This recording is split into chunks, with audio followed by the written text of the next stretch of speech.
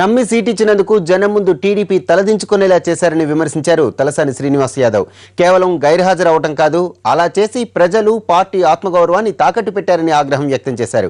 ఇలాంటి వారు పార్టీలో ఉంటే కార్యకర్తలకు సమాధానం చెప్పుకోలేమని విమర్శించారు. అందుకే ఆ ముగ్గురు నేతలను సస్పెండ్ చేయాలని డిమాండ్ చేశారు.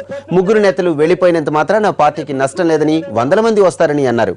ఈ రోజు మన నాయకులు మీడియా ముందు, ప్రతిపక్ష ఇతర పార్టీల ముందు నోరు మెదపలేనటువంటి పరిస్థితి ఎందుకు వచ్చింది?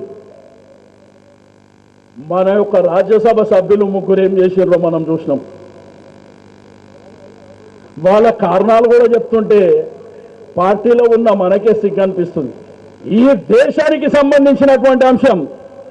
భారతదేశ రాజకీయాలలో అన్ని పార్టీలు, ఏవైతే మన మిత్రపక్ష పార్టీలు కూడా మనల్ని చూసి ఏలన చేసేటువంటి పరిస్థితి నిన్న ఢిల్లీలో వచ్చింది.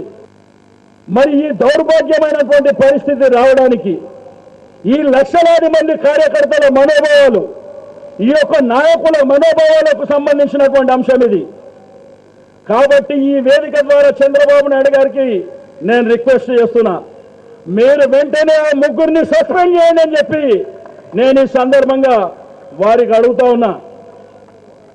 కార్యకర్తకు క్రమశిక్షణ ఉల్లంఘిస్తే కార్యకర్తకి న్యాయం జరుగుతుందో, పెద్ద పెద్ద నాయకుడికి కూడా క్రమశిక్షణ ఉల్లంఘిస్తే అదే జరుగుతుందని చెప్పి మెసేజ్ ఇవ్వవలసినటువంటి అవసరం ఈ రోజు ఉన్నదని చెప్పి నేను ఈ సభ ద్వారా తెలియజేస్తా ఉన్నాను. నాకు నిన్నటి నుంచి బాధ, ఆవేదనతోని ఒక సీనియర్ పార్టీ నాయకునిగా నేను ఈ సందర్భంగా అడుగుతా ఉన్నాను. ఈ రోజు మనం తల ఎత్తుకొని తిరిగేటువంటి పరిస్థితిలో మరి ఈ తలదించుకునేటువంటి ప్రవర్తన చేసిన వాళ్ళని స్పేర్ చేయొద్దు అని చెప్పి నేను ఈ సందర్భంగా తెలియజేస్తా ఉన్నాను. ముగ్గురు నాయకులు పోతే 30 లక్షల మంది కార్యకర్తలు తయారవుతారు తెలుగుదేశం పార్టీకి. ఇది ఒక బలమైనటువంటి ఫౌండేషన్ ఎన్టీ రామారావు గారు వేసిపోయింది.